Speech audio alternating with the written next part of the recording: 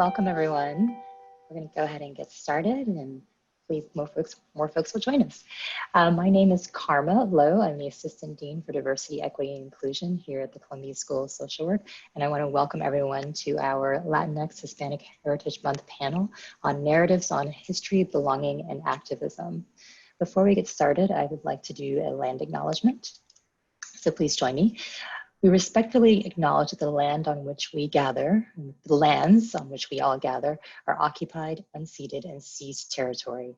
We honor and give thanks of gratitude to the Lenape and Wappinger here in New York, the ancestral traditional stewards of this land throughout the generations, who allow the enduring relationship that exists between Indigenous peoples and their traditional territories and the settler university to occupy these lands, known in Eurocentric epistemology as the USA or New York City.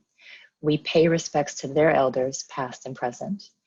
Every community owes its existence and vitality to generations from around the world who contributed their hopes, dreams, and energy to making the history that led to this moment. Some were brought here against their will, some were drawn to leave their distant homes in hope of a better life, and some have lived on this land for more generations than can be counted. Truth and acknowledgement are critical to building mutual respect and connections across all barriers of heritage and difference. We begin this effort to acknowledge what has been buried by honoring the truth. Please take a moment to consider the many legacies of violence, displacement, migration, and settlement that bring us together here today. And please join us in uncovering such truths at any and all events. And I'd like to introduce my colleague, my co-conspirator and accomplice in this work, Chris Wan. Hello everyone, 안녕하세요. Welcome to the DEI Hispanic and Latinx Heritage Month Celebration online panel. Thank you, Karma, for passing on the mic and sharing that land acknowledgement. Before we get started, I just have a couple of things for our logistical space setting in this sacred celebration. So the panel objective is for collaboration among various identities to share and honor alternative, counter, and authentic narratives to the dominant narratives that perpetuate the stigmatization and oppression of Latinx, Hispanic, and Indigenous identifying folks. And then in terms of the structure and technical logistics, in a moment, the panelists will introduce themselves, beginning with our moderator, and we'll begin the discussions on the panel's main themes: identity, belonging, and activism. Panelists will then respond to questions previously submitted by audience members.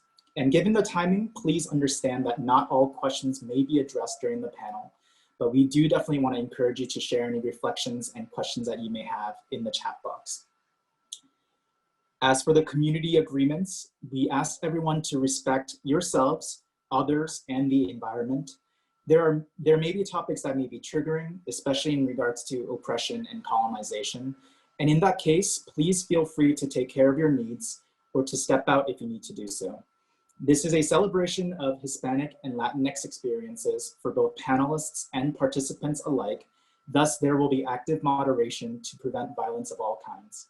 Lastly, in all efforts to be as inclusive as possible and to hold ourselves accountable, we ask that you submit any feedback to our office at bit.ly/DEI feedback, all in caps, and I'll type that into the chat box, or please contact us at swdei@columbia.edu. And so without further ado, it is my honor and humbling privilege to be able to introduce the moderator for this event. Thank you so much for being here with us, Professor Viviane Guevara of CSSW. Thank you so much and welcome everyone. I'm very honored to moderate this panel. I'm joining you by way of Canarsie land, by way of Kumeyaay land, by way of Mojave land. And I am again honored to moderate this panel and hope to speak less than I ever have in life so that our panelists can share all of their wealth and knowledge with us. I am a lecturer at Columbia University. I'm also a public defender and I'm a social worker. I'm a parent. That's my introduction, and I'll pass the mic over to Fabian. Hi everyone, my name is Fabian Romero. I use they, them, their pronouns. I'm a fifth-year PhD student at the University of Washington. I am Purépecha from what is now Michoacán, Mexico. And a lot of my studies are focused around indigeneity and indigeneity and sexuality and gender, and basically what I term settler gender and settler sexuality, and how colonization continues to operate by the continuance of gender-based violence and trans-based violence. I'm really grateful to be here, so thank you.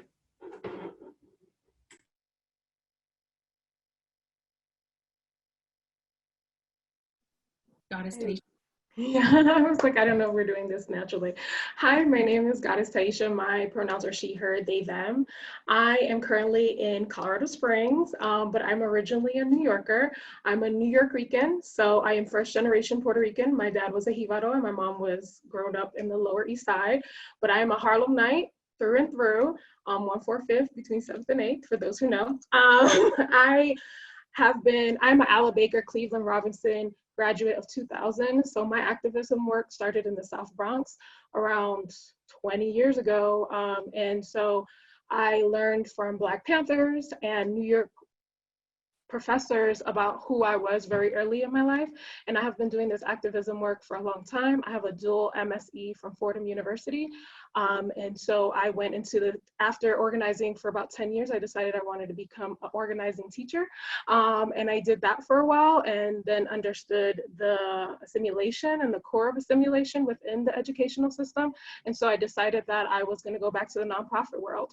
As right now, I work for an agency, the only LGBTQ youth agency in El Paso County here in Colorado Springs. I teach LGBTQ 101s and 102s, and I try to eradicate homophobia and racism. As a Black Rican, I am very, very much abided to fight for the cause of all people of color and to eradicate all isms that exist. So most of my work has been very much rooted in that. And then also being a former teacher and working with a lot of social workers on trying to look at wage differences and trying to eradicate a lot of the social economic injustice that is currently happening in our society. Thank you so much for having me. I think Sonia's next. Blessings.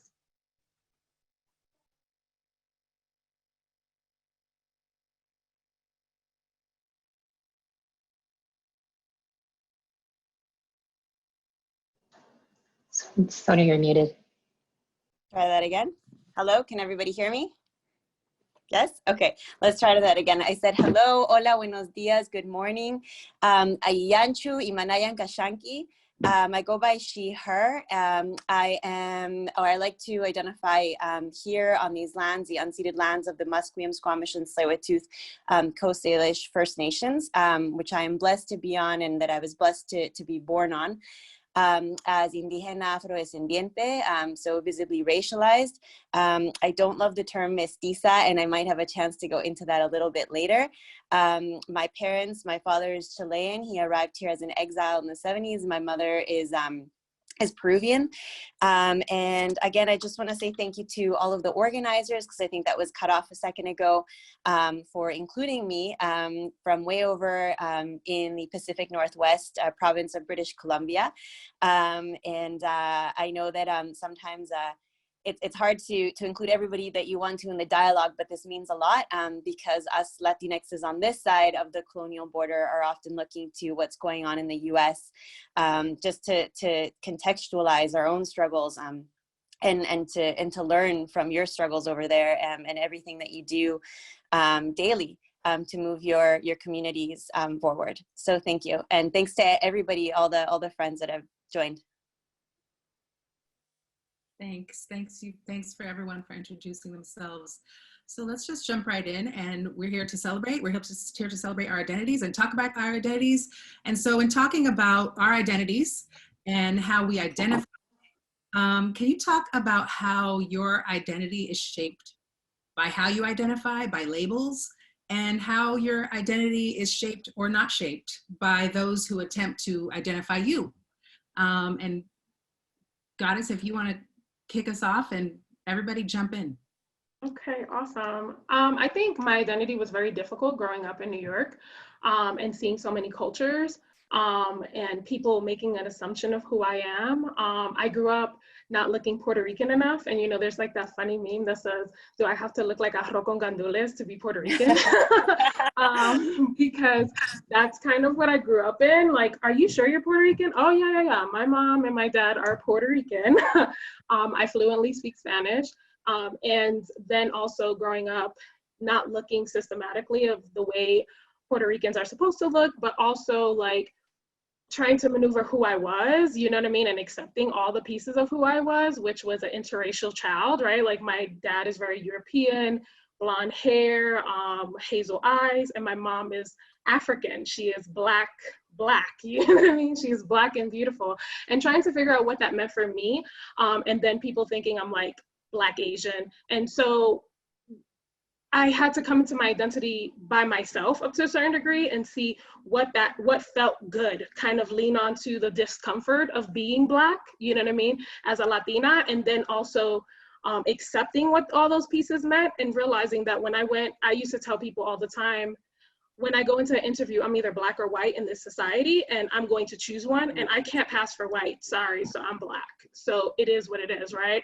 And then also having to figure out like, the obsession around my hair, which I shave off very frequently. I'll let it grow to all the way down, which is like what people see as my Latina side. Unfortunately, you know, that's only my Latina side when we're so vast in our identities. I think that's such a robust question for me, simply because I even have an issue with like BIPOC, right? Why do we need more terminologies for my identity?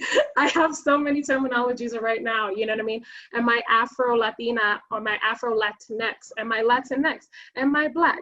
Am I Puerto Rican? Am I New York Rican? And all of those identities hold a piece of who I am, and they hold them very distinctively, but they also isolate that experience and that identity. So when I say I'm Afro-Latinx, it means I'm this today, right? Like it's very, and I even see it with like, I'm gender fluid. So it's like this binary world that needs so many like constraints of who I'm going to be and how I show up. And that also has to do with like, it's so robust in the sense of what you believe you're gonna get from me. And then also how society will manipulate who I'm supposed to be, right? So I'm supposed to have an accent if I speak fluent Spanish. I'm supposed to, the Latino community sometimes feels like I don't hold on to my Latina enough, and the Black community is like, are you really Black? You know what I mean? And so there's a lot of robust understandings of being, of identities. For me, I have literally labeled all of them. I am all of them and then some, and I am even labels you haven't even came up with the definition of, and I get to decide what that looks like every day for me. And then however I show up is the way I show up, and it's more about, I feel like, accepting who I am and my identity and what feels comfortable for me, not so much society.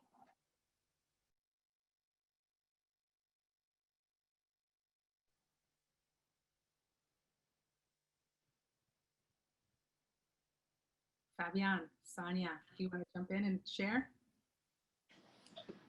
Yeah, I can jump in. I also want to, I want to thank, because I'm very thankful, and also just kind of give an alert that if you hear some slurping or there's a head that pops in, a furry head, that's my four-legged furry child, Pachanga, that has just popped into the screen there. But thank you so much, Goddess Taisha, for everything that you just shared. It's so powerful, and I identify with a lot of the emotions in that I can recognize in what you're sharing. And of course, there's other stuff in what you're sharing that aren't my lived experience, right? Because of, I do have the privilege to be lighter skinned. I have the privilege to pass as a few different things. So I grew up in a single mother, Spanish only speaking household. And right away, I think it started to be assumed when I was younger, that it was two things. Either I wouldn't speak any English correctly, or the opposite. I would somehow not speak Spanish. So I did, through really intense schooling, gain the privilege through my own hard work and also through mentorship of having a strong English. So but it takes an extreme amount of effort and focus. My language is Spanglish. That's my natural, my organic language. I write in it. I actually do my research in it, my personal stuff. I write my spoken word poetry in that. And now I'm letting that come out more and more and more. So in conferences, and it doesn't matter what the professional setting is, because we were speaking about this earlier when we first met up, that there is this idea of the sort of what the professional should look like. And as Latinxes, we do come with a lot of culture. And I think that really shines through us in really diverse ways. And so in mine, you know, there's a way that I carry myself that I used to really kind of push down or box in, and I refuse to do that anymore. And the term Latina, and I do identify as Latina, when I refer to my community here, I refer to it as the Latinx community by preference. I don't like the term Hispanic. I think it limits people of different languages. So not just those that are Portuguese speaking, but those that are identify primarily as Indigenous and Afro and speak different languages. I myself am trying to learn Quechua, which is what I introduced, part of my introduction in the beginning, which is the language that my grandma spoke. And that's a whole other journey, because that took me asking a lot of questions growing up and dealing with a lot of internalized racism, in relation to both Afro-descendancy and Indigenous descendancy in Peru. Chile is a whole other story. I'm just getting to know that side, because there's a lot of trauma there with what happened politically, etc. I was disconnected from that for a while. But Latino was a term that was applied to me through our multiculturalism in Canada. And we often will sometimes critique the US and be like, oh, there's so much blatant racism over there, and there's, you know, this obsession with the American dream. But multiculturalism here has done a really good job of keeping us immigrants and our immigrant parents quiet. And it's not until like now that there's an effort to change what is in the immigration curriculum. So what new immigrants have to learn in relation to the First Nations and First Nations rights.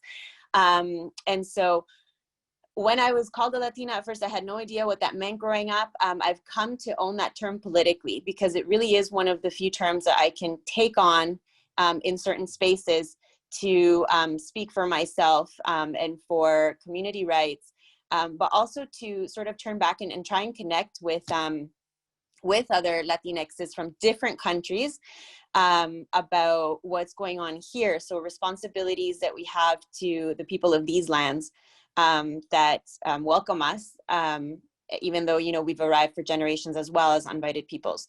So that's me with the terms, I guess, and the identities, and how I navigate them. But of course, it is a mixture of the internal community, the self processes, and then also the external, always that external gaze, right?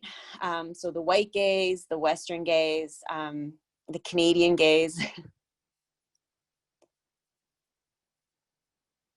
Thank you, Sonia, so much, and Goddess Taisha, for sharing so much of your personal stories and narratives. Fabian, did you want to respond? Yeah, of course. And I also wanted to mention that I'm in Duwamish and Coast Salish lands right now in north of Seattle.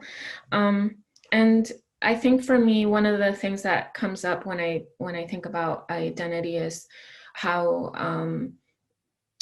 it changes geopolitically, like based on where we're at. And I was born in Michoacan, and I was born in a mixed pueblo. So, and for those of you that are not quite sure how settler colonialism worked in Mexico, basically there are no like federal recognition. There's like no federal recognition process. It's like the criteria to be identified as indigenous in Mexico is you are born in a indigenous pueblo, you speak the language, you wear the clothes, and likely you are completely excluded from participating in capitalism.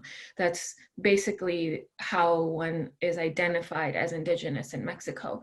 I was born in a mixed pueblo. So being born in a mixed pueblo meant that I was raised with pretty much a lot of Purepecha traditions and some words, and my grandmother wore some of the clothes and I wore some of the clothes sometimes, but because we were in a mixed pueblo, we were kind of like not considered Purepecha unless it was an insult. And so that's kind of where the geopolitics of Mexico.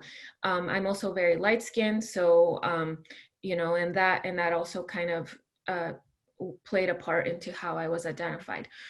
When I came to the U.S. as a child, I think that one of the things that is really important to me to include in my work is the way that borders basically eat nationalities. Like I stopped even having the possibility of being indigenous because the U.S. will only really consider like, you know, your country of origin when it starts to identify you. So I grew up knowing that I was Mexican, but really also like it was in the U.S. that I started to politically identify as Purepecha, knowing the politics in Mexico and knowing the politics here, and I really feel like most of the time people just see me as Mexican, and some people have an understanding of colonization of Mexico, and so then they'll kind of think about me as possibly being Native or possibly all of that. But I think that for me, it is really important to always be aware of these terms as they change. I'm really grateful for the way that terms change. I know that there is some debate about the word Latinx, and I understand that it is limiting. It's hard to put everybody into one term, but the X is really important in terms of, you know, talking about gender and sexuality and including everybody into that term. And the fact that we're not all, you know, living by the settler gender and settler sexualities that were imposed on us. And so that's really important to me. And so I look forward to the ways that terms will come about. And a lot of these are coming from young people. So I just want to give it up to young people because they're the ones that academics are turning to get these terms, right? And so I really, you know, I think for me, identity, like I understand the way that things are imposed on me. I'm also really tattooed, and I made sure to get tattooed when I was very young because I was pretty pissed off. I was pretty mad at how people would impose all these ideas on me. So I was like, you know, F you, I'm gonna look this part, but I'm not gonna be this part, you know. It was so for me, it's really, I understand the way that people will see me, and I also know that identity is such a political thing. And if I see it as a political thing, then I can have these commitments to that identity, and I can politicize it, and I can live my life. If I'm gonna identify as Purepecha, I better live my life that way. And so that's something that I really think about, you know, when I do my work, and when I especially my academic work and my artistic work, like that's something that I really, really think about.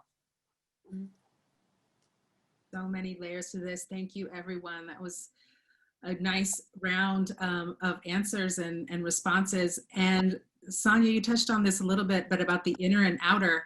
And so talking about inner and outer, and also your community and how you identify in communities, what are the, and you respond obviously however you feel, what are the intersections of your identity and going on, also relating to your relationships with people? All of you touched around your relationships to family members in some way and how that contributes to your identity.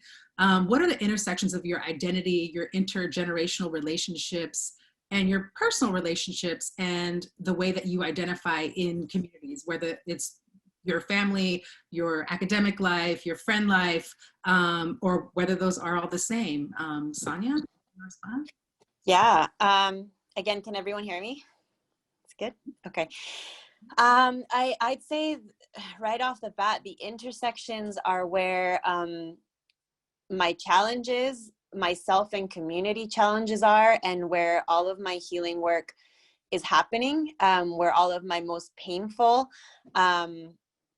emotion-ridden healing work is happening right now. And I recognize that, like I'm in my 30s now, and I started to really recognize that in my mid to late 20s. So some of the intersections for myself, I guess, in quick are, you know, I grew up lower class. Education has given me the privilege of entering education and the arts and culture jobs that I've had. I found myself in circles that are incredibly upper class, and what within Latinx communities or Western communities would be, you know, the elite, the economically privileged.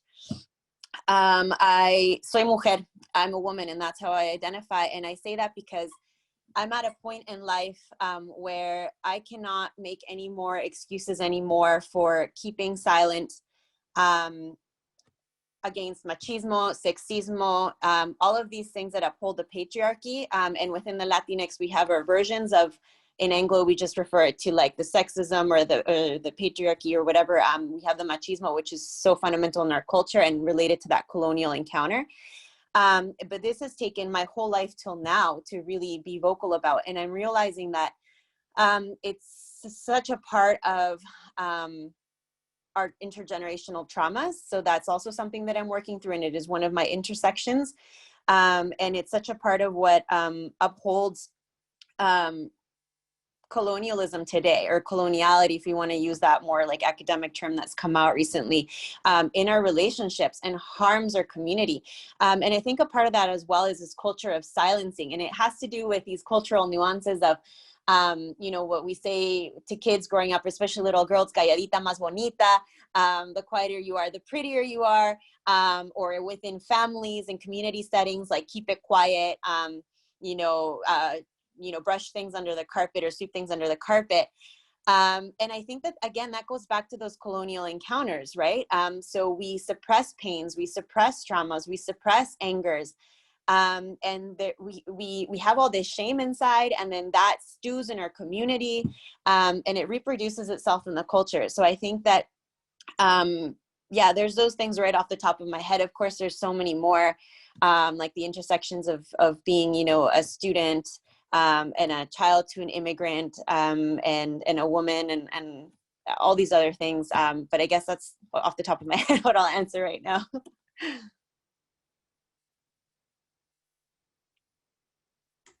I'll go ahead and continue on with this. Thank you, Sonia, for everything that you said. I was really relating to it in a lot of ways. And for me, I think, so I live in an area where there is an abundance of queer, gender non-conforming Indigenous people, and we come from all different parts of Turtle Island and different parts of the world, and that's kind of like my in, you know, my in group, like who I can be fully myself, because we're as Leanne Simpson says, we create a space where we fly out of settler colonialism, right? And that flight out is having your people, and having the people that that really kind of stop the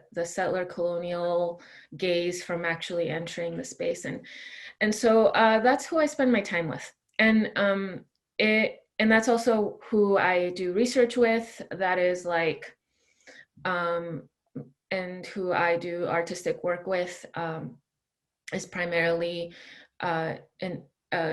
queer, non-binary, Indigenous, and Black folks located in the Pacific Northwest. When it comes to my family, I'm really grateful that I have really great relationships with them, but I want to be also really honest that colonialism, settler colonialism, has really affected my relationship to immediate family members. So a lot of immediate family members saw the the erasure of their indigeneity as a good thing when they came to the US. And so they don't identify anymore.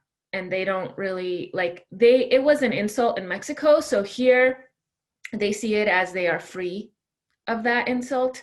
And so they, and that really does affect some of, the conversations that I can have with my family and some of the ones that I cannot have. That's not the case with my siblings, but definitely with other family members. And also that, settler colonialism has also affected the way that I can be included into some family things, because it's really common, especially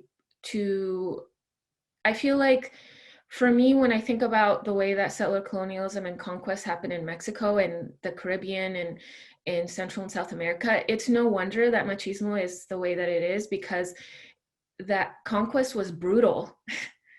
It was brutal. There was no way for people to survive and not be completely traumatized by that experience.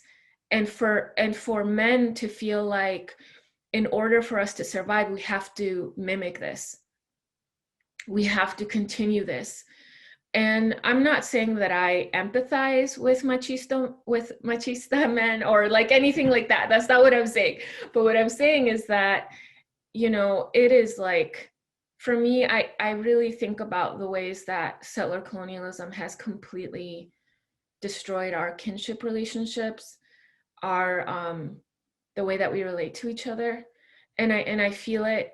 And so that's one of the reasons why finding other queer and non-binary Indigenous people, even though we may have a different experience, especially, some of my friends are from, the plains, and some of them are from Southeast, of what is now the US, and we don't necessarily have the same experience in all ways.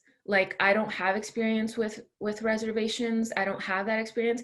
But in the ways that settler colonialism has completely destroyed or affected our kinship relationships, that's how we relate. And so for me, having a group of folks that I can create a different type of kinship is really vital to my survival.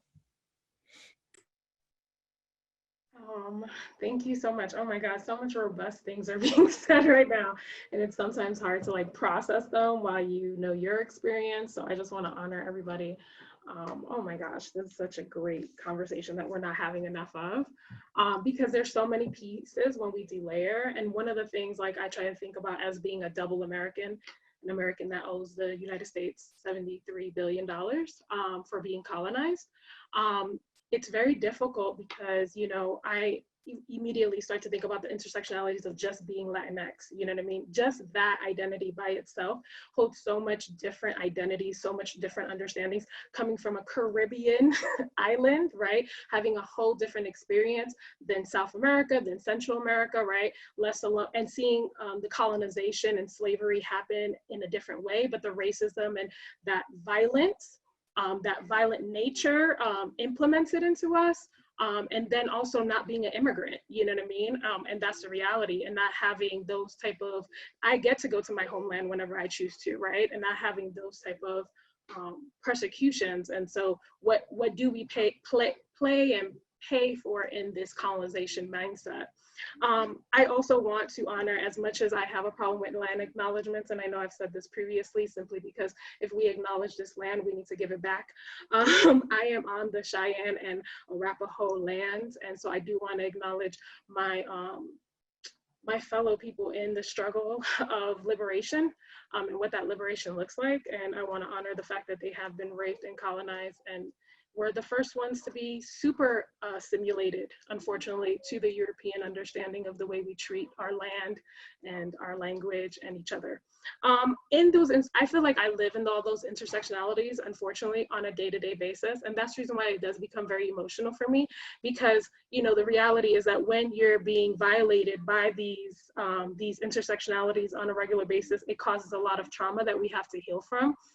And so coming from, you know, language, I think when I heard everyone talking, I thought about a lot of spiritualism and how I rebuked a lot of my spiritualism. My mom is a santera. I grew up from santeros and around that culture, and how because of the Crusades and being a history, you know, I went straight into history. I love history. I was like, oh no, I'm not about that Christian God, y'all, you know what I mean? And it took me a long time to go back to my roots of like, this is who I am. This is honoring the land. This is loving each other. That is the core of this understanding. And it was actually prosecuted by the European in a wrong way, and it's told to me that I should suppress it because it's honoring so many things that are inside of me. And so I think about those like spiritual, like kind of understandings, and then looking at gender roles. Gender roles speak very big on those intersectionalities in the sense of what we believe is masculine, and how even in the queer community we see that people that believe that they're not believe people that are more masculine will act in a very European way of masculinity, and how that becomes very toxic in many spaces. And then also, like, for lack of a better understanding, I guess my intersectionalities are really difficult in the community because when I'm speaking to academics, I have to speak in a certain manner. I can't use my hands too much. I have to use a certain vernacular, whatever is going to make them feel comfortable. And then in the community, honestly, nobody wants to hear about no academics. That is the reality. That is fake, that is fraudulent, that is not who you are. We see you, you know, and working with youth, because that's where my primary goal is, to always work with youth, because like Fabian was talking about, let me tell you, these young people, they know where it's at, okay? And that's the reason why we need the next generation. The next generation is feeding those who are already healing, and then we're gonna teach them how to heal, and everything is, oh, beautiful things are happening. Nonetheless, what I will say is that through that, it's been more about building community for me. So I no longer do the intersectionalities. I'm just Taisha. Sometimes I'm going to come out with some statistic, and you know, my friends are going to call me a nerd, and that's all cool and fine. And I'm going to tell you a historical implication of what we're watching right now and why society wants us to watch this so that we can assimilate. Or I'm going to also be like super hood and be like, what's good? How we doing? You know what I mean? ¿Cómo estamos? You know what I mean? And I will, you know what I mean? There was so much robust understanding, like Sonia was talking about, like some of the things my grandmother used to say, like leave your darkness behind your ear, and all these understandings that are really embedded in us, and they're very traumatizing, and we do need to heal. For me right now, at least when it comes to these intersectionalities, I have found a nice healthy medium of pleasure activism. If you have not read Audrey Brown, please pick it up. Because the reality is that the most activist thing that I can do in society is be happy. When I smile and I arrive to my kids and I'm present, and I'm not thinking about the 100 emails that are in my inbox, and I'm not thinking about all the societal pressures that I have when I leave the house, but I make them some arroz blanco con habichuela, you know what I mean? And ensalada, y ellos se lo comen, like on some real stuff, right there, I am having pleasure. I'm being an activist at that moment, because this society also does not want us to feel joy. And that is the reality. The reality is that it oppresses us so much that the mere fact, like spending time with friends and laughing, finding community that loves us in a really robust way and really enjoying that and being present is a form of activism, because so much is going on to tell us that we're not supposed to be happy. So like, I have kind of shifted that understanding of, like, in my spirituality and my understanding of the way I kind of integrate myself in the world with all of my intersectionalities. How don't I assimilate, and how do I feel ultimate joy? Even in the hard stuff, because the hard stuff is good. That's the stuff you're supposed to lean on to. Even in the hard stuff of this journey. And how do I arrive for people? Not that I have to be happy and bubbly all the time, but as authentically Taisha, as authentically the goddess Taisha I am, how do I show up for people? And then that mimics as me being like holding people accountable. like naturally. Like, nope, you can't do that. That's not okay. And providing those safe spaces for all of us to just be as authentically ourselves and be academics and be somebody's hija and be somebody's mother and aunt and friend, like real friendship. Because I feel when I am in Colorado Springs, we don't have community here. Like the reality is that when I got here, I was like, I don't know where to get some sazon. I don't know where to get my African shea butter. I don't know where to get, you know what I mean? I don't know where to get my herbs. I don't know where to get my agua florida, like to bless my house. I didn't know where to find those things. And I built community online and was like, hey, how do we support each other? Because here in Colorado Springs, they did that distinctively, not to have community, because community comes power. When we start to care about each other and feel joy together, oh my gosh, that is breaking every single barrier that they did not want for us. So in honoring everybody's time, what I would say is that do something that's joyful today and that makes you feel good, because that's a form of activism. Thank you, all of you. I'm trying to put together a question about activism and youth, kind of related to what we talked about the other day, that has to do with ageism. It has to do with different generations of people.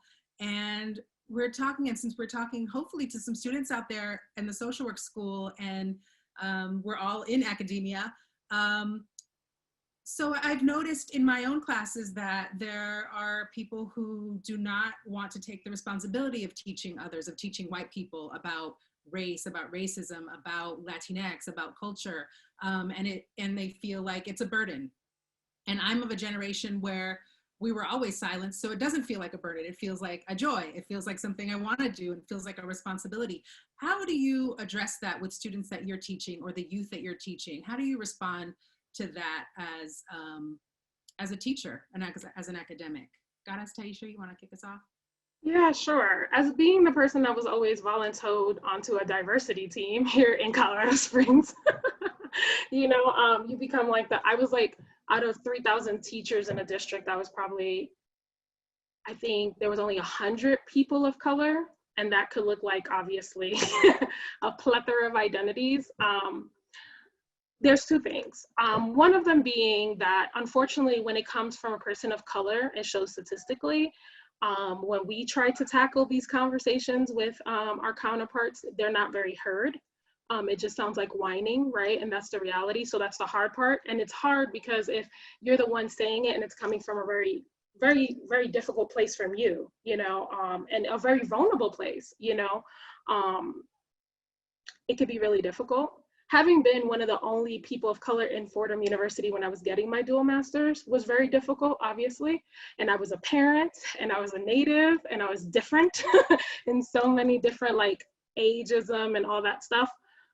And being a product of New York City Department of Education also gave me a different, like, lens onto the work. What I will tell you is that you have to honor your space, first of all. You don't have to have every conversation. I like to say that sometimes I plant a seed and I let somebody else water it. So I might say something that might not even touch upon all of the pieces, right? Like if you call me Hispanic, I might say that really makes me feel uncomfortable. So can you not call me Hispanic and call me Latinx? Thank you. And I might leave it like that. And I might not even I'm not gonna tell you the reason why, I'm not going to go into that, but to me, I've planted a seed. Because now you have to think, why doesn't she want to be called Hispanic? Why does that bother her, right? And if you ask, then I'll answer, because now I'm honoring your space too. Some people don't want to have the conversation, and that's the reality. Sometimes they'll trigger, like they'll like push us into the conversation, but they're not really ready for it. And then we expedite so much energy and so much work because we want to see growth in people, right? And so what I would say is that I plant seeds and sometimes I don't water it. Sometimes I get to water somebody else's seed, and that's a beautiful thing too. I have realized through my walk on this earth and on this journey that I have gotten a lot of things wrong sometimes, you know what I mean? And part of getting it wrong was me learning how to get it right, and people had to water me and plant seeds also. This work is not only for today. So honor your time and who it is. I think it's about building rapport with people, and we don't do enough of that. Particularly with young people. we weren't taught that way. We were taught that, you know, young people are supposed to be quiet. You don't have anything to say. You haven't lived life, you know, whatever perceptions, unfortunately, ageism causes. I've never had that perception because I learn every day from my 5-year-old. She's a radical. That is a warrior princess, I'm telling you. And that's what I manifested in her. So go ahead, do your thing. But what I will say is that it's about honoring your time, honoring that person too. They're not going to get it. One conversation is not going to get them to understand all the layers of racism, particularly if they're not being oppressed or affected by it, even though it affects all of us. It takes a lot of time. This is hard work. It's hard work for us. A second thing is that you need to honor yourself and understand your privilege. Like, you got to figure out where you're at. Like, I have privilege. I have a roof over my head. I ate this morning. I have a car, go in. I have so much privilege. I speak the language very well. These are all privileges that a lot of people in our society do not have. And so it's about knowing ourselves and also figuring out what that person might need. But it's exhausting work. And you need to honor that too. Sometimes I will like give a 101 session where people ask the most homophobic questions you will ever hear in your life. And I have to come with compassion and grace. But after I do those sessions, my job, like my boss knows, I cannot talk to anybody for a whole like 24 hours. I'm not answering emails. I am just emotionally spent. I have to ground myself. I have to go into the mountains. I have to ask all my deities, my ancestors, all of them to come and give me power, because it's very taxing. So pick and choose, honor yourself, and then honor that person's journey. That would be my, that would be my suggestion.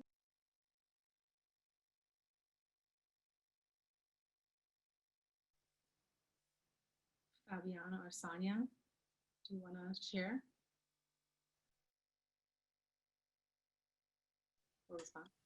I'll go ahead. I don't want to I think that what Goddess Taisha said is pretty much spot on as to how I feel.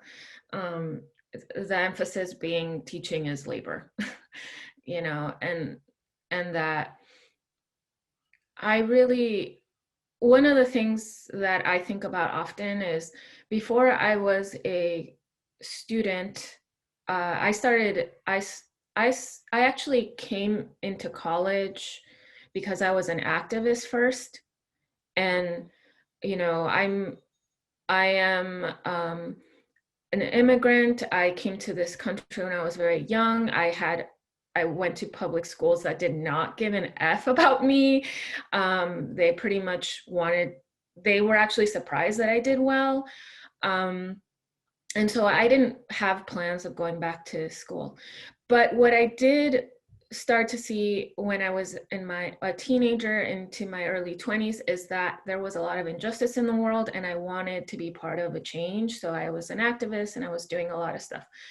And then that's how I got into college, because I met professors who were like, you should be in college. And I was like, okay, whatever. And I did it because I was, you know, like exhausted and I needed a break from activism. But one of the things that I learned at that time is that is that really oftentimes when people came to me with a question, white people came to me with a question, they weren't always interested in the answer. Sometimes they wanted to be confirmed that they were good, or that what they're doing is enough, and just looking to me to be the representative for every person of color. And that made me so mad. I was furious. And because I became so furious, I actually refused to, I actually started charging. That's what I started doing. I was like, you want an answer, you pay. And I actually was hired. I was doing diversity trainings at like organizations and churches and all of these different white organizations and spaces, faculty meetings at my university as a student, because I was furious. And I was like, if you really, really want to know these things and want to have my perspective, you can't treat me like I'm a representative for everybody. You can't say that I am your friend next time you do something racist. You can't, you have to like take responsibility for what you're saying, and understand that my experience is not everybody's experience. And just because somebody says that this is different for them does not mean that my experience is invalid. You know, in my time of doing these trainings, which I started in 2017, I no longer do them. I'm not interested in them. That is not what I want to do ever in my life again. It is exhausting work. It literally depleted my spirit, because years after doing these trainings, I would be met with the same people from these trainings doing the same things. The organization hadn't hired any new people of color. They hadn't actually changed anything about the organization. They hired me to do a talk, and then they paid me, and that was it. They thought they were done. So it totally killed my spirit. I cannot do that work. And I give props to all the people of color, Black, brown, people of color that are doing this work and getting paid, because I hope that you're charging more, double your prices. That is what I am going to tell you. It is hard work. So I really think that teaching white people is labor, and everybody has their agency. And if they want to trust that, if they trust that person to learn from you, then do it out of love. But if you are expecting somebody who is obviously not even seeing you as a human, right? Because that's how white supremacy works. We're not human, right? If they're obviously not seeing you as a human, then why use that energy? You know, why not recognize it for what it is, that they are unable to see you? Move on, because it's going to keep happening. Unfortunately, you know, I want a different world so bad, and I am doing everything in my power to create different worlds. But for me, my different worlds are with the people that I have kinship with, and that is how I am, you know, forming my different worlds and hoping that those expand and those grow, and that I will see it in time.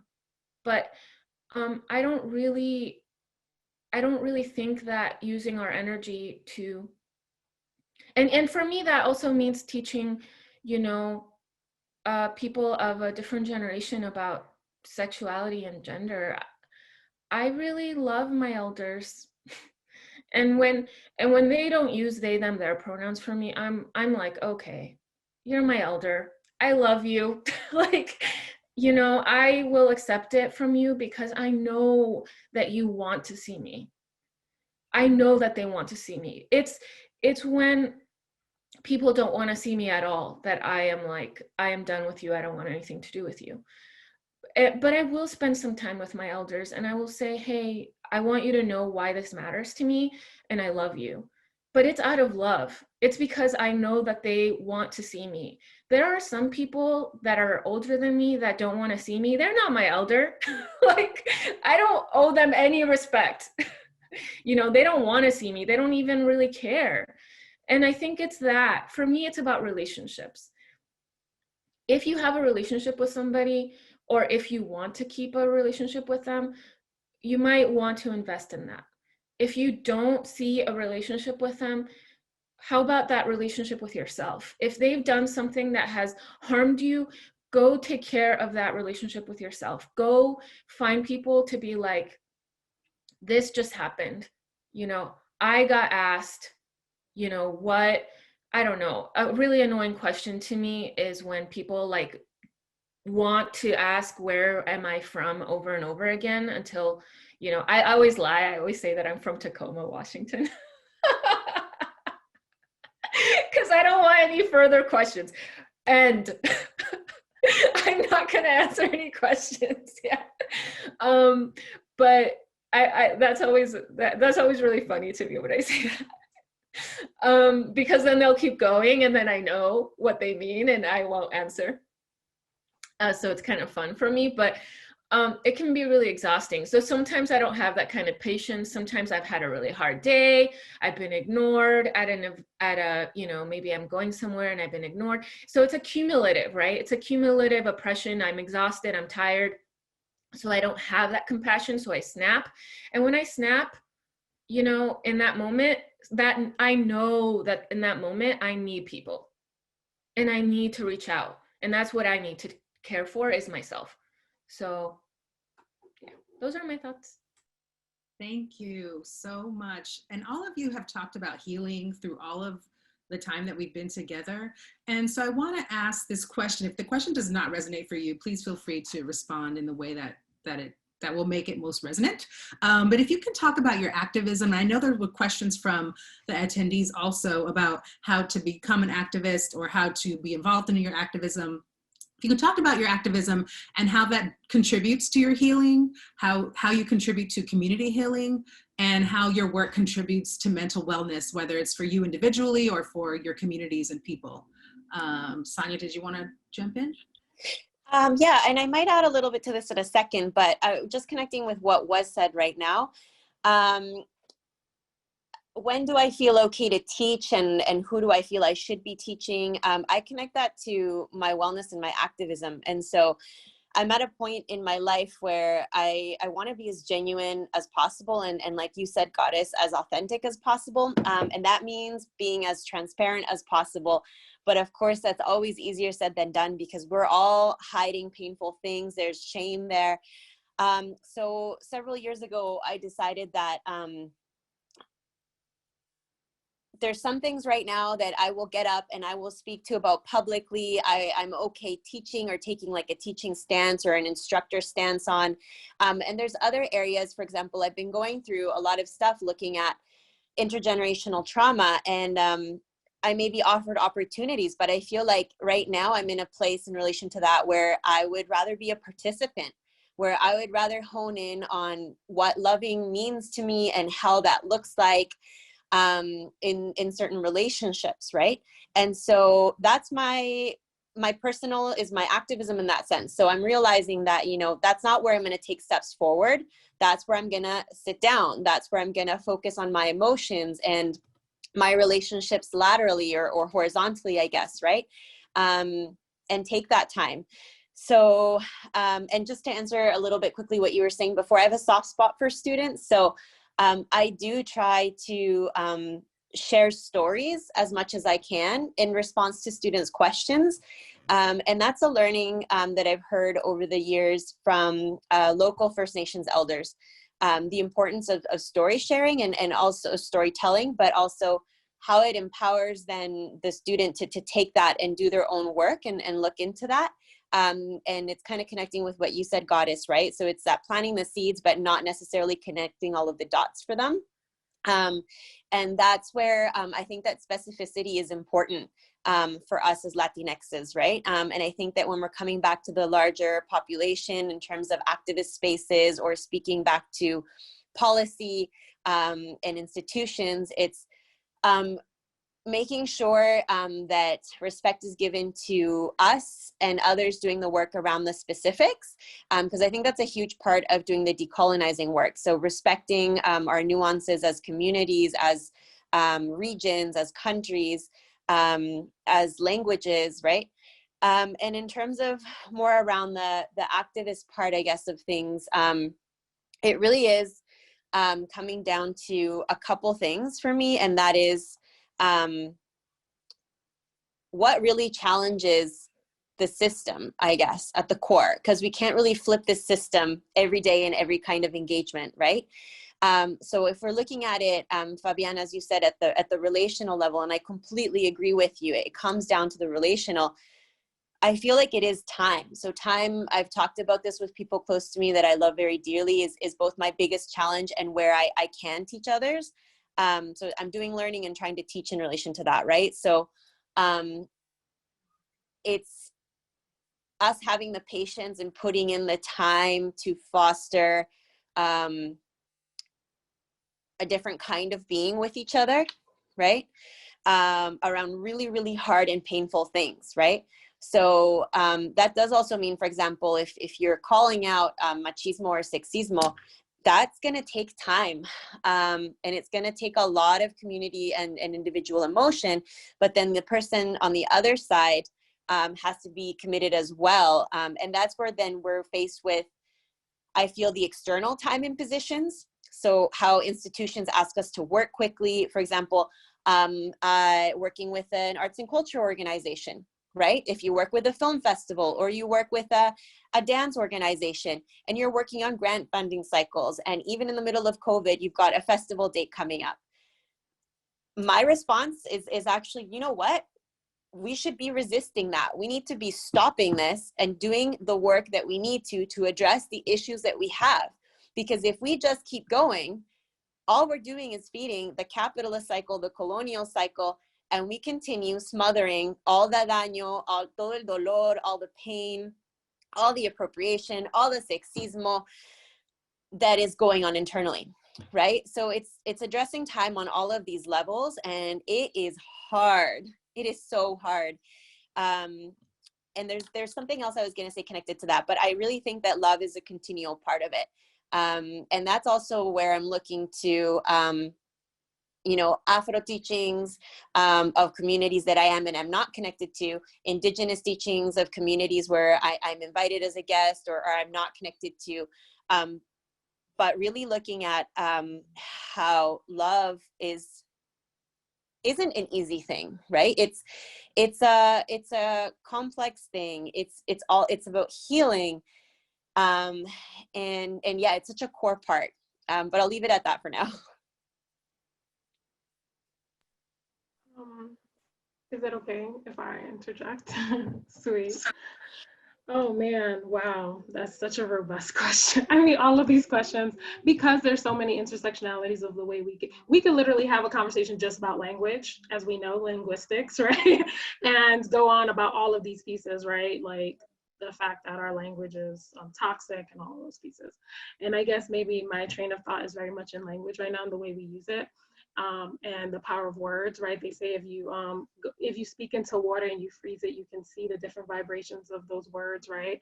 And how we use words and how they can build the whole city, or they can bring down the whole forest, as I like to say. At least my words can, because my third chakra is crazy.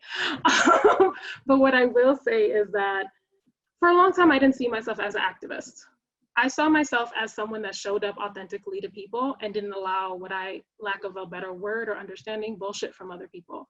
So I was and I don't know where this came from, and I just think all my ancestors, I'm pretty sure generations had to work towards me being who I am. But the reality is that I came onto this earth, and my mom will say it, telling people about who they are. Like, no, we're not doing that, you know?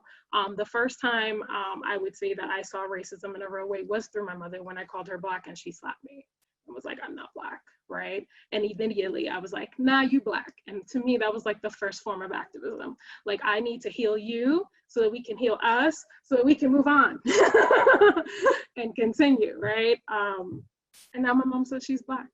And it's beautiful. And she calls me by whatever pronouns I decide that day, which she axes every time I talk to her, which is a big deal. Like, that's my elder, like, making the change. My mom is in her 60s, okay? Like, it's a big deal.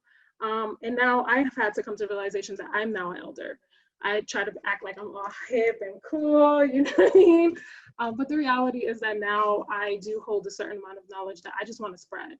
And so I think part of my activism has never been seeing myself as an activist, but showing up as authentically, which is very hard. That's me fighting the system, and is difficult in itself. It takes a lot of healing. I'm gonna be honest, it takes a lot of grounding. Some days I'm better than others. Some days I arrive better than others, and that is okay.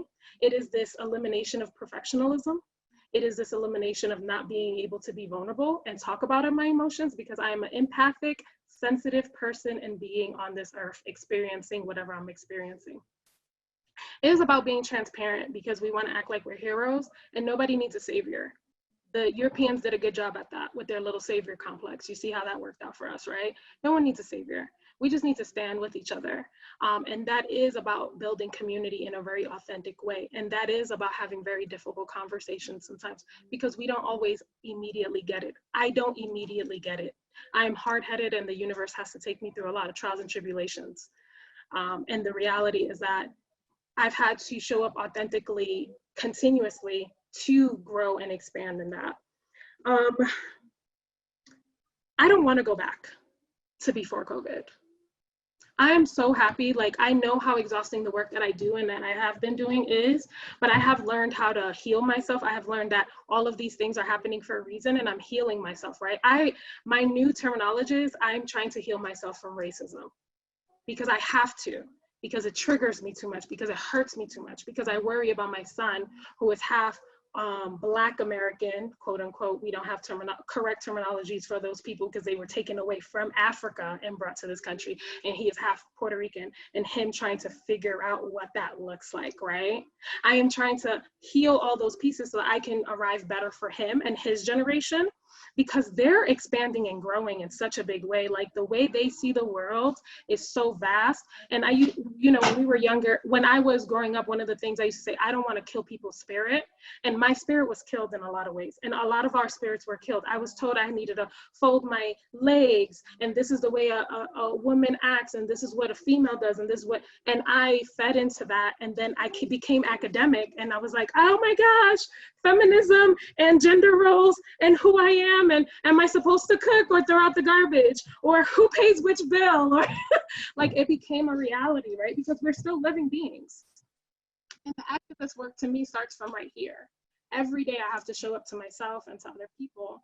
And then in that also, how do you do it? You're doing it right now. The mere fact that you're in this panel trying to figure out more information and trying to arrive for people in a different way, the mere fact, the minute you ask yourself, do I want to have this conversation? You're being an activist. You're figuring out if I want to honor my energy or if I want to right now engage in this energy.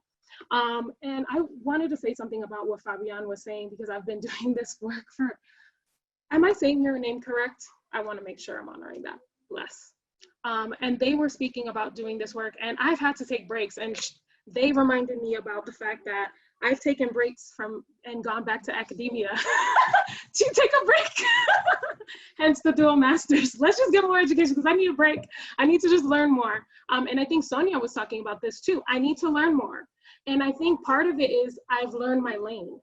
And I have a very particular lane. The more I become authentic with myself, there's no one else in my lane. I have always been never competing with other people, always competing with myself. So I have to figure out what my lane is. And I have come to realize sometimes that's not my lane. But you know what I will do? I will empower someone that is their lane. So I can't talk to you about the immigrant experience. I can tell you about what I've heard about it, right? I can tell you the fact that I've read a lot of articles that there are people, Latinx folks that are right now in concentration camps, if we're gonna have really difficult conversations, right? I can't speak to that experience, but I've had a 15-year-old child tell me that they walked from El Salvador all the way to New York City. And I've had students like that, right? And so my goal sometimes in that activism work is to shut up and listen. It is to know my lane and then empower people that are not generally allowed to have a voice in their own lane. And I feel like if there is any time for us to bring change, it is right now. They can't no longer ignore the fact that all of these things have happened. The biggest plague we've had on history is that we have acted as if it didn't happen. That is the biggest core, in my opinion, because if you're acting as if something didn't happen, therefore we can't recognize all the pieces that went along with that. If you look at any person of color and their history in this country, it has been nothing but oppressive from the beginning to the end. And the goal has been to even assimilate the white person, because they're assimilating to American culture when there is no culture in America but a hamburger and McDonald's, and we know what that does to your spirit and your stomach. So good luck with that. The reality is that we are in a place where people are like, whoa, we need to like honor plants, and we need to honor animals, and we need to, that is our culture. And it's time for us to lean back into that. If I would say, okay, I remember, and this is the last thing I'm gonna say, sorry. I was the president of the NAACP amongst many other organizations. When I was 18, my first year in college at SUNY New Paltz, woo woo, go Hawks. And what I will say is that I used to have to convince people that racism actually existed. People like, racism doesn't exist, integration happened. And I'd be like, what? What integration?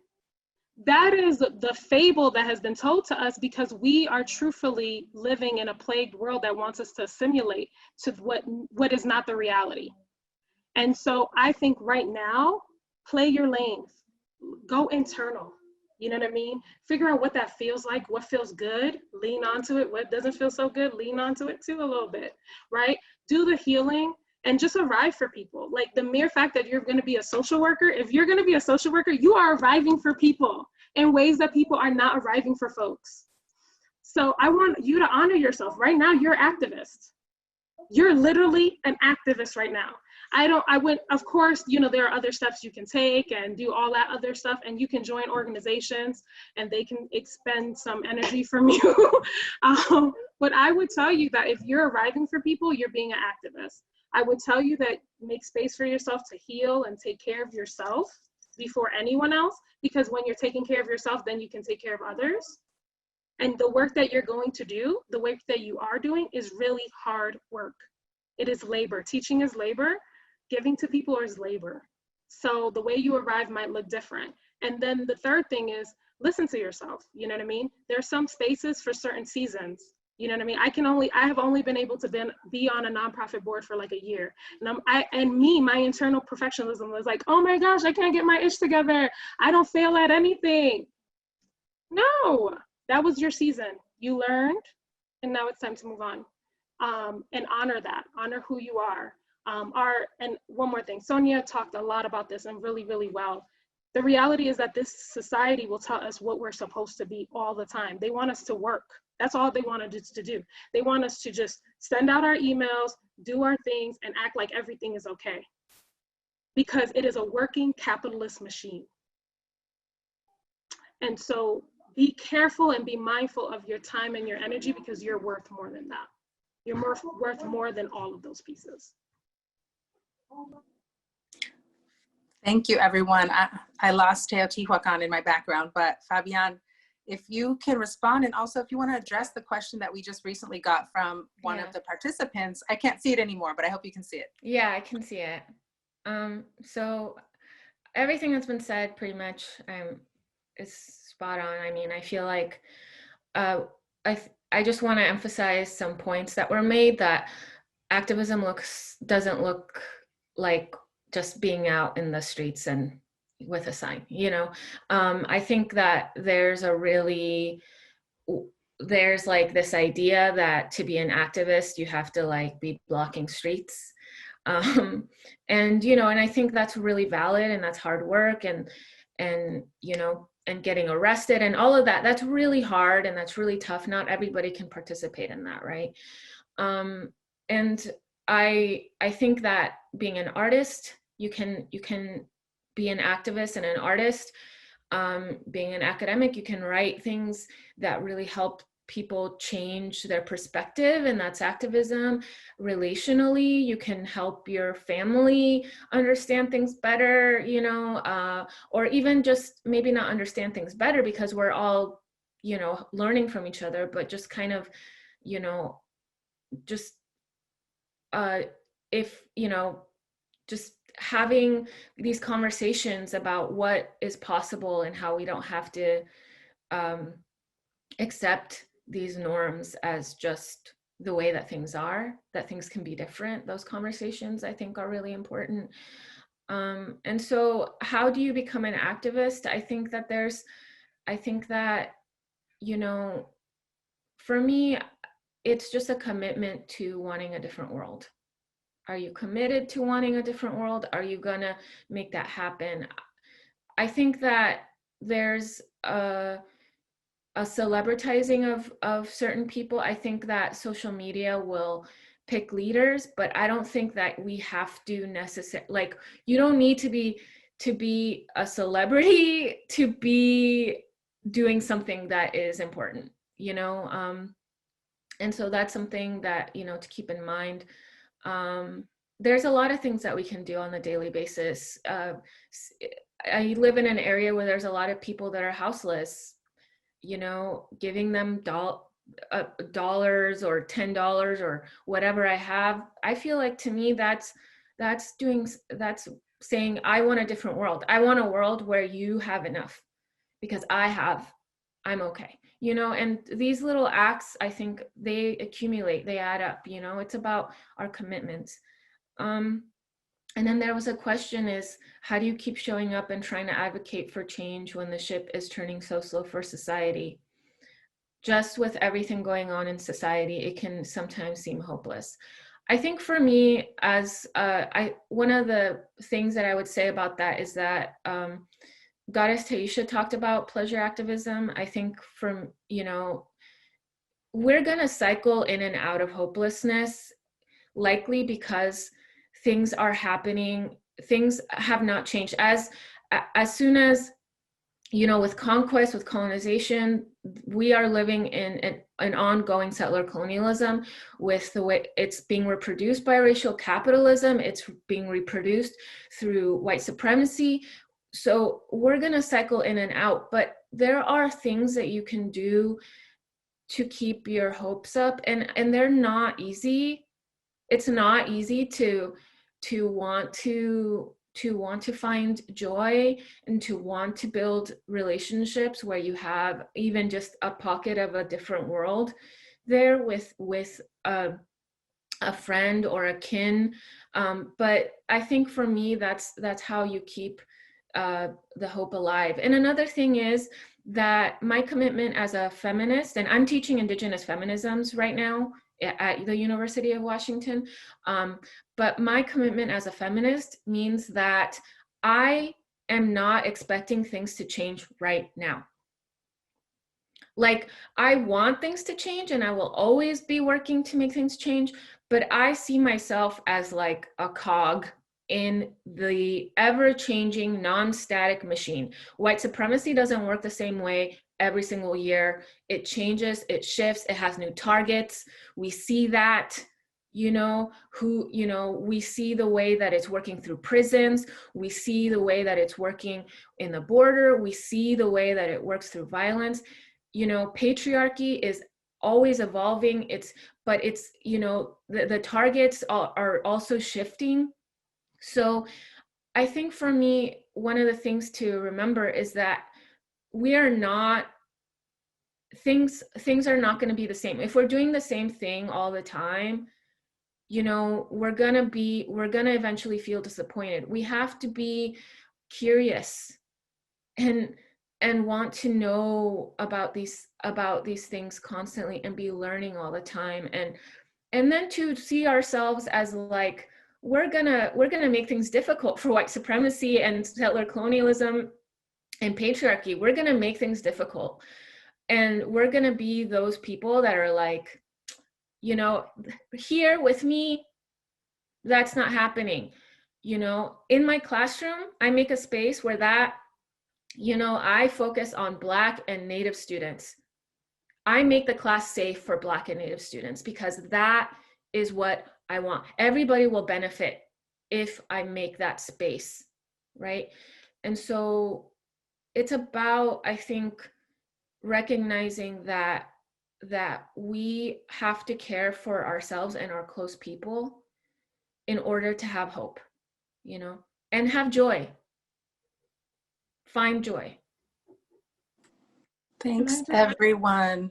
Sonia, guys, Taisha, Fabian, we have about 4 minutes left. If you want to give some final thoughts. Sonia, do you want to start us off? Yeah, I guess I'll jump in really quickly. I guess in summary, what I was going to say is from the Canadian context, we're always looking to your side for good or for bad, and we're making comparisons. And sometimes I feel like we really should not be making comparisons because we do have a huge and historic Latinx population here. It's dispersed, but from west to east, it has its unique complexities. And I think that we really need to start doing much more research into it, much more talking about it, much more, and dialoguing with you all on the other side as well, because we're divided, but that it was a forced division, right? So what can we learn from each other? And so I'm grateful for this kind of space. And again, it's like you were saying, I think, Fabian, like you don't represent everything that people want you to represent, and I don't either. And I'm thinking of all the people that have made it possible for me to join your combo. And so the other thing I was going to say is we looked at Trump and we're like, oh my gosh, he's this monster, and like, oh, like what is going on over there? But to answer that question that the person asked, I think we need to look at what leaders we have in our communities and begin there, because Trump just didn't get there, you know, randomly. He started off almost appropriating and strategically using, you know, for example, that Black entrepreneur on The Apprentice, or that Latinx entrepreneur on The Apprentice, and almost making it seem like he was banking and supporting and creating these platforms for them, right? So I think we need to look at what leaders in our community are doing that as well. Which ones are, you know, we all need to go do ego work. And I think that if we keep that in mind as like our constant in terms of wellness and in terms of decolonization, but can we look at having these hard conversations with our local leaders? For example, if there's someone displaying toxic masculinity and saying, wait a second, you know, you're tripping out with the there, and we're down in a conversation, we want to take you down, but because we want to make sure that everybody, including yourself, is in a position to lead us forward as Latinxes. Whatever field that may be, whether it's within a university institution or whether that's an arts and culture institution or development or wherever. And so that hard conversation, I think then becomes like a really great opportunity for transformation. And then I think as well from the bureaucracy side of things, now having more of the inside lens of how policy development works and stuff, I think it's also seeing where there's an opportunity to call out where, you know, there's so much pressure on us as POCs to respond quickly, work quickly, but then, you know, send that backward and say, you know what, it didn't have to take 2 decades for Indigenous content to make it into school curriculum, or for Black history now to be seen as a need in curriculum to combat racism, right? These conversations has been happening, like, basta ya, this is the time we set our deadline, like, you make it work. Because as a city, you know, the resources are there. As school boards, the resources are there. And if not, well, then, you know, this is our deadline back. And I think that that's where I'm trying to build my courage. And I think that it's interesting, right? It comes with all this stuff around boundary work that we always hear, right? And the final thing I was going to say is, dioses, but mental health. Mental health is so huge, and as a community, how much shame there is still, and it's that concept of, right, damaged leaders, right? How do damaged leaders get into power? And then how can we help, again, going back to what I was saying earlier, the ones that we do believe in, right, to work through the stuff that needs to be worked through. And that's, I think, talking about things that culturally we've just like never wanted to talk about and continue to shame. So the need for counseling, addictions, how many of our families are suffering from drug and substance abuse and alcoholism, et cetera, et cetera, et cetera. Literal physical abuse, sexual abuse. And I think the only thing that's working for me at the moment, and I'm really trying to immerse myself into that again, is Indigenous models of healing. And not just looking at one model, but how they're, you know, being engaged in urban settings, in different settings. And I think that that's really, really important, because now when I step out into public spaces, whether it's by choice or I'm being hired for something, I think, gosh, we are all hurting inside. We really are all hurting inside. And if we started talking about all the stuff that's actually hurting us, like, not that we want to sit there and have these like long emotional combos all the time, but took it to that place, I think we would be getting a lot further. And I think that that's where things have really stalled along the way, right? And I think that we all have a stake in that. We all have a responsibility in that. And again, it's really, really hard stuff. I've always thought about social work, and maybe that's where I end up, all of you doing direct work in that. It's tremendous, and I really, really admire it. So yeah, thank you. And pass on the mic. Thank you. Goddess Taisha, Fabian, can I give you 15 seconds? I'm sorry, to wrap it up for us? No worries. I'm going to say that this is emotional work, and it's okay to feel emotions, and hope is an emotion, and it will go through a cycle, as Fabian was talking about, because the more information that you get, the more distraught you will feel, and that's okay too. But honor yourself in the midst of that and put your emotions out there. I want to say thank you for even sitting in this space with us. It's a very difficult space, and it's triggering even for me. I'm going to, just to be completely honest, I'm going to have to meditate and pray after this because it's a lot of information, and to hear such beautiful words from other people. Be creative. Be creative. The Renaissance can happen through your hurt and your unhopefulness and all of those beautiful things, and find that space for yourself, and realize that when we build policy, we need to build it for the most oppressed people. Because that's the problem. We've been building policy just for this circular, and now we're trying to fight all the oppression. And guess what? That's the reason why it's such hard work. And in actuality, I'm excited. So let's go. We're about to take over. And I love being Latinx. I love being all these things, and I'm happy that we get to celebrate it. And we need to celebrate it every day. Forget a month, forget a period, because it ain't even a month. It's like these weird dates. The reality is that I am happy and excited and proudful in celebrating my Latina. Every single, my Latinx people, and eat something good. Go listen to some music that you love. Go do something for yourself after this. Blessings. Thank you so much for having me, and thank you for allowing me to participate in this space. Is it okay if I say one thing before okay. Thank you all. So in terms of healing, I want to say that for Black, Native, people of color, loving your people, learning to love your people, like reading, learning, like knowing who did what, knowing your history, to me, that is healing, that is love, that is taking care of yourself. And for white people, learning about white supremacy and learning about the ways that you may hold white supremacist ideas, that's healing. So that way you can actually build genuine relationships with people of color where you can listen to their concerns, their frustrations, and not make it about you. If you can learn about white supremacy and get past the guilt and get past this feeling of like, I'm a good person, then you're doing some healing. So. Thank you all so much for participating in this panel, for giving us all of your knowledge and wisdom and experiences. I really appreciate it. I know all of the attendees appreciate it. I'm going to pass it over to Karma. And again, thank you. I hope I get to see you in real life one day. Thanks, Vivian. And I just want to give such great gratitude to all of our panelists today, Sonia, Fabian, Goddess. It's been a humbling experience just to bear witness and to hear your powerful words, your narratives. I mean, talk about knowledge and sharing and incredible advice. I'm holding on to the hope and excitement, Goddess, like you. I have a lot of hope, a lot of excitement, and I'm just feeling so honored to be in this space. So I want to thank you all again for joining us and for sharing with our community. And just very quickly, for our attendees, we did record today's session and we are going to post it to be accessible to the CSSW community. So tell your friends, tell your professors. We'll be sending out e-blasts to professors and asking them to share this with their classes, because this kind of knowledge definitely needs to be shared widely. And I'm going to pass the mic to Chris to close this out. Hello, everyone. I just want to say thank you, Wanishi, Ganakshish, and then in my own native language, Komapsamida, for sure. That's really all I can say right now in terms of the wealth of thanks that I have for all of you in facilitating your wisdom and allowing the community to gather in healing.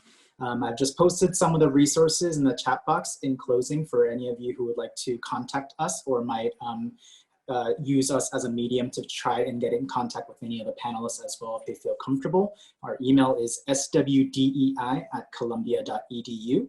Our feedback form is bit.ly/all-caps-DEI feedback. And then our resources for CSSW DEI related items as well as university-wide resources are bit.ly/DEI resources. Once again, thank you all for joining us in this celebration of heritage. Thank you.